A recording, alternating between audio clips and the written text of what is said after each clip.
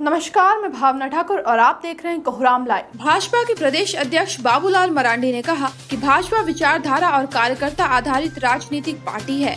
इसका मकसद भारत को परम वैभव के शिखर पर पहुंचाना है। पार्टी कार्यकर्ता इन उद्देश्यों की पूर्ति के लिए लगातार काम करते हैं। मरांडी ने कहा कि आज केंद्र में पीएम नरेंद्र मोदी के नेतृत्व में भाजपा नीतियों एवं कार्यक्रमों को तेजी से धरातल पर उतार रही है। तीसरी बार मोदी सरकार बनाकर जनता ने पार्टी की नीतियों और कार्यक्रमों को सराहा है। उन्होंने कहा कि प्रदेश में चुनाव सिर पर है। राज्य में ठगबंधन सरकार के खिलाफ आक्रोश है। जनता भाजपा नेतृत्व की डबल इंजन सरकार बनाने के लिए संकल्पित है। लोकसभा चुनाव परिणाम इसका स्पष्ट संकेत देता है।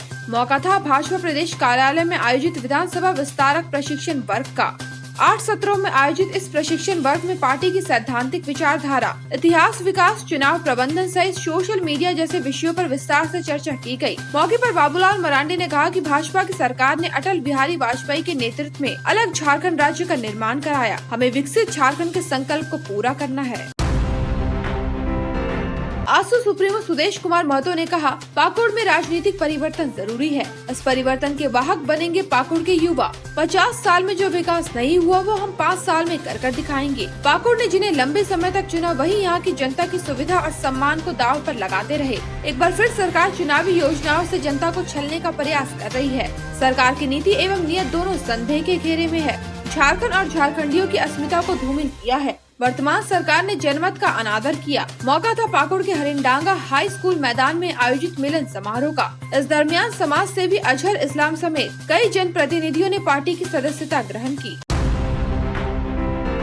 21 अगस्त को भारत बंद का ऐलान किया गया है। यह ऐलान अनुसूचित जाति और जनजाति संगठनों की बैठक के बाद किया गया। दरअसल झारखंड में चौकीदारी बहाली में अनुसूचित जाति के आरक्षण को शून्य कर दिया गया है, जिसका विरोध शुरू हो गया है।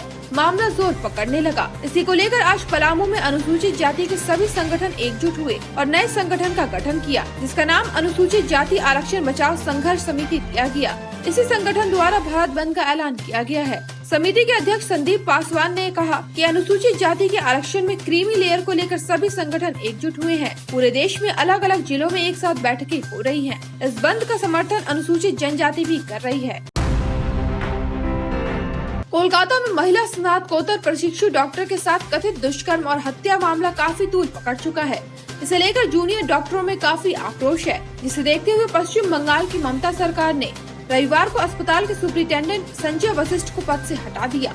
उनकी जगह छात्र मामलों के डीन प्रोफेसर बुलबुल मुखोपाध्याय को सुपरिटेंडेंट का अतिरिक्त प्रभार दिया गया है। वहीं federation of residential doctors association India ने पूरे देश भर के डॉक्टरों से कल यानी सोमवार को हड़ताल पर रहने का आग्रह किया। इस बाबत एक्स हैंडल पर एक पत्र भी शेयर किया गया है। यहाँ याद दिला दे कि 2 दिन पहले कोलकाता के आरजी कर अस्पताल में एक जूनियर डॉक्टर की लाश मिली थी। पोस्टमार्टम में पता चला कि महिला डॉक्टर के साथ दुष्कर्म कर हत्या की गई है। पुलिस ने एक संदेही को अरेस्ट किया है। दोषियों की अविलंब गिरफ्तारी और परिवार को उचित मुआवजे की मांग की जा रही है। बांग्लादेश के नए चीफ जस्टिस के रूप में सैयद रफात अहमद ने शपथ ली। आज यानी रविवार को राष्ट्रपति शहाबुद्दीन ने उन्हें शपथ दिलाई। सैयद रफात अहमद बांग्लादेश के 25वें मुख्य न्यायाधीश बने। गौरतलब है कि बीते कल देश में विरोध प्रदर्शन के बीच प्रदर्शनकारियों की धमकी के बाद उच्चतम न्यायालय के प्रधान न्यायाधीश ओबैदुल हसन ने इस्तीफा दिया था। उनके साथ ही शीर्ष अदालत के अपीलीय डिवीजन के 5 न्यायाधीशों ने भी अपने पद से इस्तीफा दे दिया था। बांग्लादेश में चल रहे विरोध प्रदर्शन और हिंसा के बाद सोमवार को प्रधानमंत्री हसीना ने पद से इस्तीफा दे दिया था। इसके बाद गुरुवार को 84 साल के नोबेल पुरस्कार विजेता मोहम्मद यूनुस ने देश की अंतरिम सरकार के प्रमुख के रूप में शपथ ली। टीएसपीसी के 3 उग्रवादी आज रांची पुलिस के हत्थे चढ़ गए। इन तीनों के नाम अजीत सोरेन, आकाश लोहरा और सुमित लहरी बताए गए। इन तीनों को पुलिस ने बूढ़मू के छापर से दबोचा है। 19 साल का अजीत और आकाश बूढ़मू के छापर के ही रहने वाले हैं। वहीं 18 साल के सुमित का घर ठाकुर गांव में है। इनके पास से पुलिस ने लेवी मांगने में इस्तेमाल मोबाइल फोन भी जब्त किया।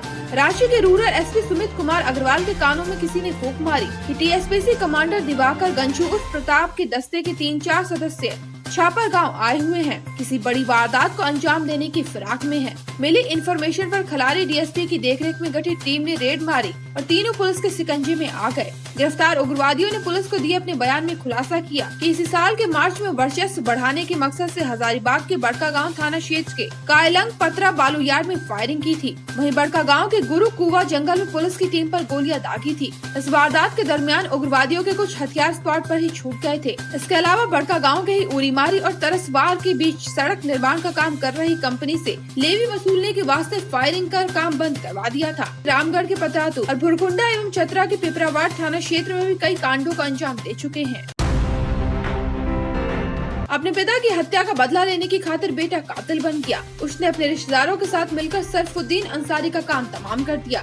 बीते 3 अगस्त को विष्णुगढ़ थाना के गालोबार स्थित आंगनबाड़ी के पास सरफुद्दीन का मर्डर किया गया था। मामले का खुलासा करते हुए हजारीबाग पुलिस ने तौहीद अंसारी को अरेस्ट किया है। वहीं हत्या में शामिल अलाउद्दीन अंसारी, औफीक अंसारी, तौहीद अंसारी, इमरान शाह, तौफीक अंसारी और शुभान अंसारी को नामजद अभियुक्त बनाया गया है। हजारीबाग के एसपी अरविंद कुमार सिंह ने बताया कि साल 2019 में सरफुद्दीन अंसारी ने आरोपी तौहीद अंसारी के पिता सहूल अंसारी की हत्या कर दी थी। तभी से वो बदले की आग में धधक रहा था। वहीं पुलिस ने 5 लाख लेवी मांगने के इल्जाम में पांडे गिरोह के 3 अपराधियों को भी धरा है। ये सभी आरोपी टेलीग्राम, व्हाट्सएप और जंगी ऐप के माध्यम से एक दूसरे से जुड़े हुए थे। पांडे गिरोह के लिए संवेदक का फोन नंबर उपलब्ध करवाना और उन्हें धमकी देना इनकी फितरत है।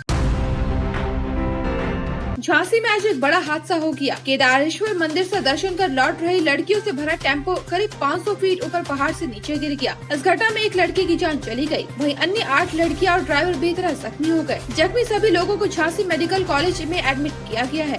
जानकारी के अनुसार 5 लड़कियों की हालत नाजुक बताई जा रही है। बताया गया कि सावन के महीने में ऑटो और अन्य गाड़ियों को पहाड़ी के ऊपर जाने से रोक है। ऐसे में ऑटो ऊपर तक पहुंच गया। मामले में दारोगा और हेड कांस्टेबल को सस्पेंड कर दिया गया है। मामला मऊरानीपुर थाना क्षेत्र के रौनी गाँव स्थित केदारेश्वर मंदिर का है। ऐसे दिन भर की बड़ी खबरों के लिए जुड़े रहिए कोहरामलाइव.com के साथ।